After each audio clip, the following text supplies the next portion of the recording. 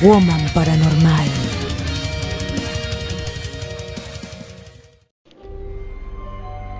Buenas noches, bienvenidos a Woman Paranormal. En el día de hoy tenemos una colaboración especial con el canal Oscuro Secreto, Relatos de Terror. Esperamos que estas historias de hospitales sean de su agrado. Y sin más, comenzamos.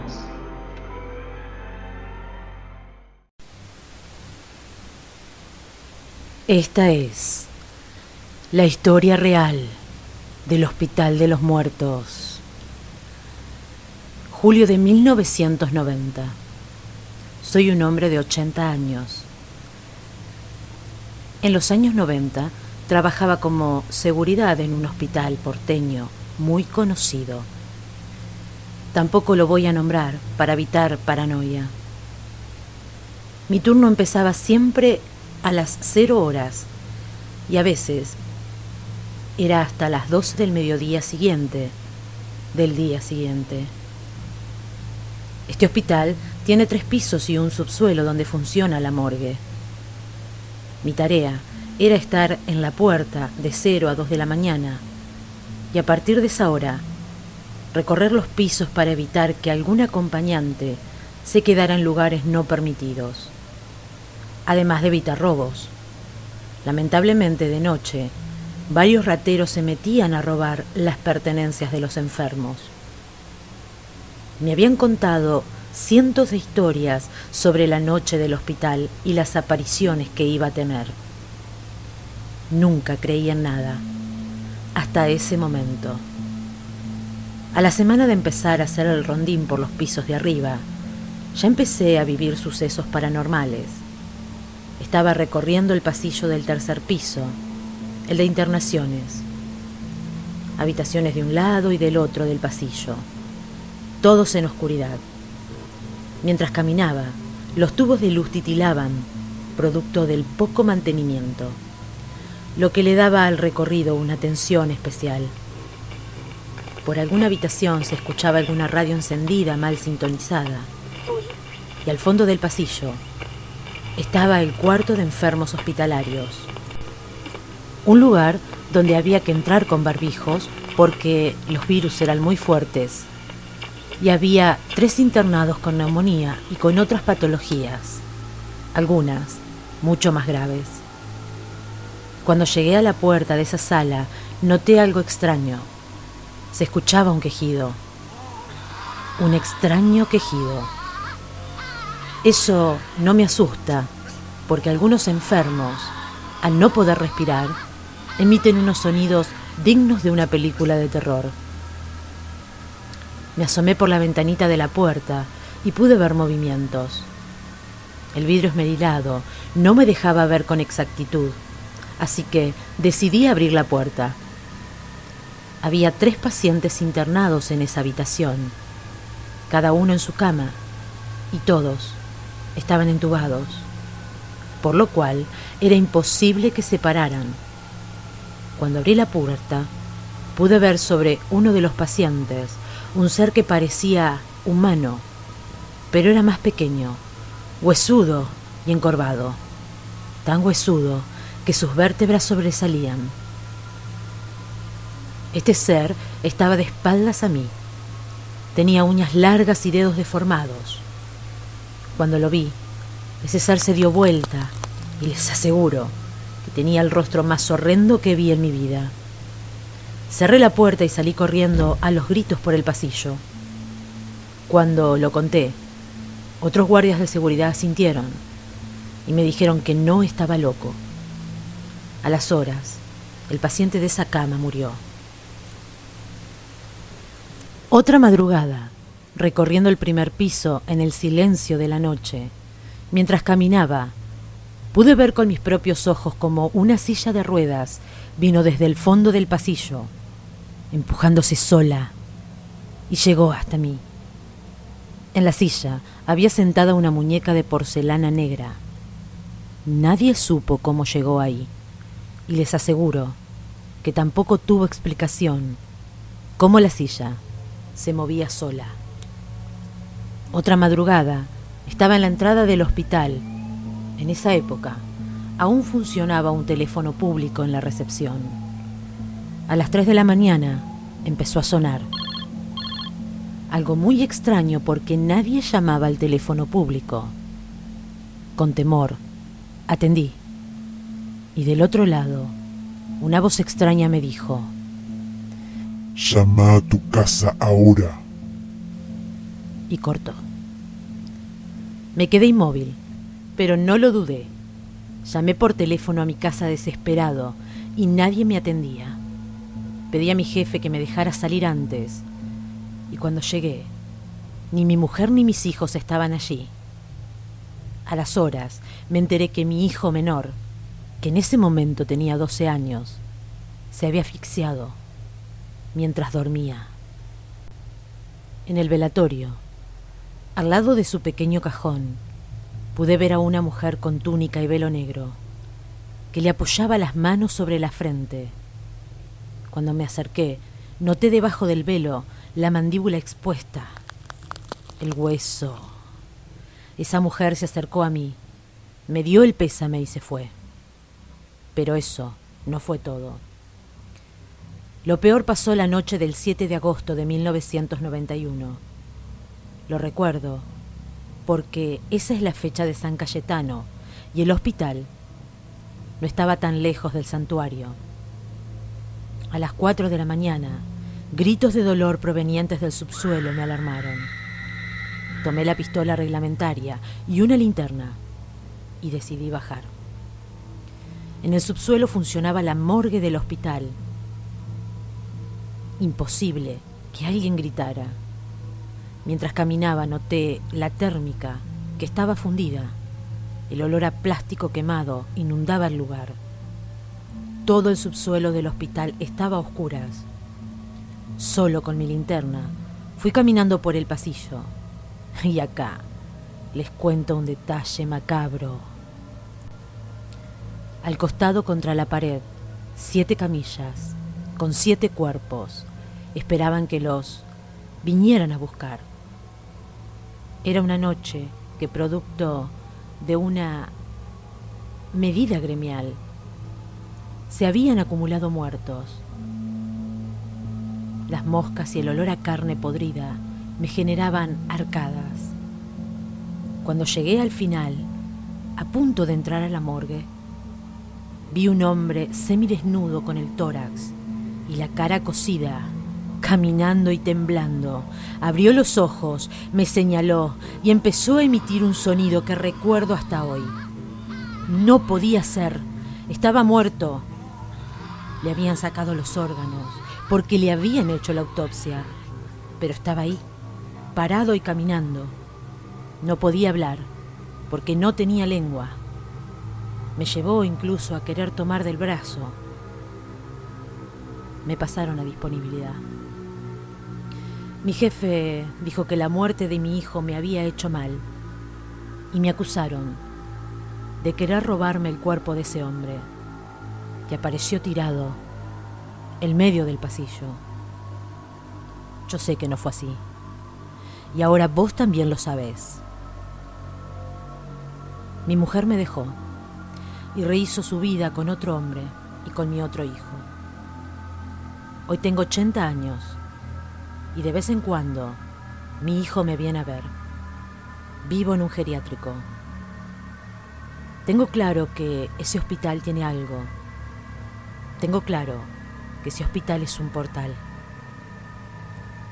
Me enteré que durante la fiebre amarilla de 1800, miles de porteños murieron ahí. También me enteré que muchos muertos quedan atrapados en el lugar de su muerte. Muchos muertos quieren llevarse a los vivos porque al morir pueden intercambiar el lugar. Así como escuchás. Almas errantes que pueden pactar con el demonio para que los dejen elevar. Incluso cuando ya están muertos. Si dejan a otro espíritu en su lugar, ese otro espíritu puede ser suyo. Espero que mi hijo, el que falleció, no haya quedado preso ahí. Ese es mi miedo. Sé que no me queda mucho más de vida, por eso quiero contar esta historia. Lo sé, porque en las noches varias veces me desperté sobresaltado y volví a ver esa criatura esquelética bajarse de mi cama. El Hospital de los Muertos existe.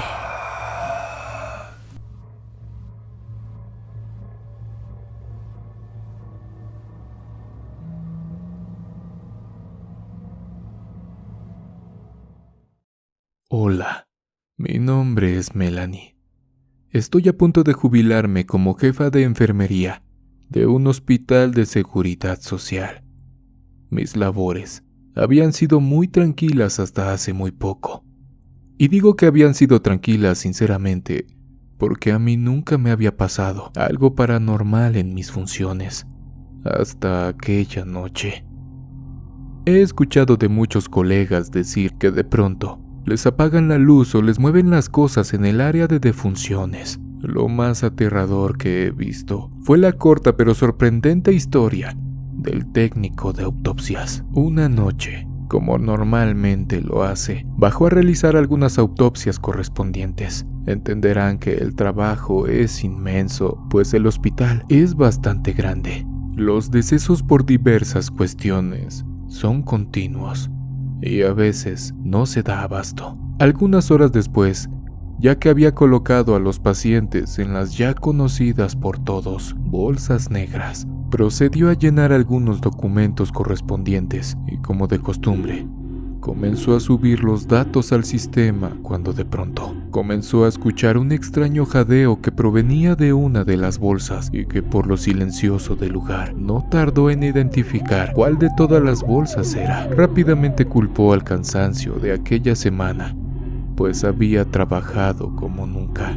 Se talló los ojos, se estiró un poco y continuó con sus labores. Pasaron algunos minutos cuando nuevamente aquellos sonidos comenzaron a escucharse, pero ahora acompañados de pequeños intentos de rasguños que claramente aumentaron el nivel de sospecha y nerviosismo del técnico. Él comenta que segundos después, a ese tipo de sonidos inusuales en expacientes, las lámparas del departamento comenzaron a fallar. Hubo segundos en que prácticamente se quedó completamente a oscuras, rodeado de cuerpos inertes. Mi compañero describe claramente que comenzó a sentir aún más frío de lo que ya se siente en ese lugar, mientras que una corriente de aire rondaba por todos los cuerpos. Claramente eso no es normal, ya que lo único que podría provocar corrientes de aire sería la puerta abierta hacia el exterior. Las dudas comenzaron a invadir los pensamientos del técnico forense, cuando de la nada la iluminación regresó. Decidió calmarse y recobrar el aliento, pues claramente lo que estaba viviendo no era normal. Continuó con sus reportes tratando de terminarlos de manera pronta, pues los sucesos paranormales, hasta cierto punto, habían logrado incomodarlo. ¿Quién diría que apenas comenzaban? Terminó de subir al sistema la información y procedió a recoger sus cosas, pues pronto el cambio de turno se llevaría a cabo. Justo cuando se levantó de su asiento, nuevamente las luces se apagaron, quedando completamente en tinieblas, ya que la luz de la pantalla de la computadora también había fallado. Nuevamente aquellos sonidos volvieron a invadir la sala, pero ahora con un sonido aún más aterrador. Claramente se escuchó el crujir de una bolsa, como si estuvieran doblándola. El silencio se apoderaba de la sala, cuando de pronto comenzó a escuchar un sonido gutural de una de las personas. Pero ¿cómo era esto posible? Es conocido que algunos cuerpos retienen algunos gases y es muy normal escucharlos antes de quitar todo lo de adentro. Pero en esta ocasión ya no había nada que produjera estos sonidos. Mi compañero, realmente asustado, comenzó a tratar de salir de la sala, pues comenta que cuando escuchó que algunas camillas comenzaron a moverse, el miedo tomó por completo su cuerpo. Y he aquí lo más perturbador de la historia. Justo cuando el técnico forense salió corriendo, pude ver su cara completamente desencajada y claramente aterrorizado, pues pasaba por ahí. Él trataba de retomar el aliento, pues su respiración agitada no le permitía contarme lo que le había sucedido. En cuanto se tranquilizó, pudo decirme lo acontecido. Sinceramente pensé que se trataba de algún tipo de alucinación por cansancio o por cualquier otra cosa. Siento que mi cara y mis suposiciones cambiaron por completo cuando lo acompañé a la sala. En cuanto abrimos la puerta, vimos un cuerpo hasta el fondo, completamente sentado, mientras que sus manos, brazos y bolsa dejaban notar claramente que había intentado quitársela. Algunas camillas estaban fuera de lugar, como si las hubieran aventado contra la pared. Lamentablemente, uno de los pacientes cayó al suelo. Algo nerviosos, nos acercamos para regresar a su lugar al paciente del piso, mientras la incertidumbre aumentaba, pues la persona sentada se encontraba a nuestra espalda. No sé si han escuchado que algunos enfermeros o técnicos de autopsias hablan con las personas. Pues eso me tocó esa noche, hablar con aquel cuerpo sin vida. Mientras pronunciaba algunas palabras, lo recostamos con la ayuda de mi compañero y todo fluía con tranquilidad. Sin embargo, teníamos que abrir la bolsa para poder acomodar sus brazos. Y es aquí donde a mi compañero y a su servidora se nos enchinó la piel de todo el cuerpo cuando abrimos la bolsa y nos percatamos de que la boca de este sujeto estaba completamente abierta.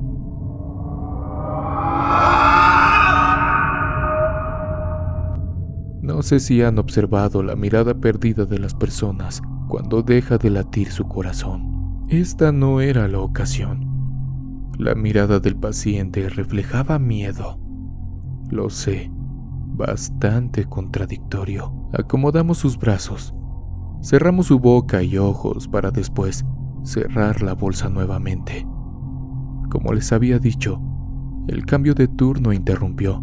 En cuanto llegó el siguiente técnico, el compañero anterior le platicó de cierta forma nerviosa lo acontecido con el paciente del fondo. Esa noche, todos estuvimos al pendiente de algún nuevo suceso, pero la noche transcurrió con la tranquilidad de todas las noches. Al día siguiente, claramente tocó entregar a sus familiares el cuerpo de aquel señor tan extraño. Su hijo, en cuanto llegó, le pidió al técnico que le colocara un collar supuestamente como lo indicaba su tradición. Como saben, tenemos prohibido hacer este tipo de cosas. Por lo regular entregamos las pertenencias a los familiares y hasta ahí. Es más, desde que ingresan a la clínica se les retira todo: anillos, collares, relojes, etc. Lo que dijo esta persona al técnico fue: por favor, joven, póngaselo. Mi padre durante muchos años ha practicado la brujería y hasta donde mi madre y yo sabemos, este collar protegerá su alma del maligno. Nuestro compañero, al saber lo que ya había pasado la noche anterior, decidió no meterse en conflictos existenciales y le colocó el collar que supuestamente libraría el alma de esta persona. El técnico de autopsias no mencionó a su familiar absolutamente nada de lo acontecido la noche anterior. Hasta el momento, esa es la incertidumbre que nos acompaña.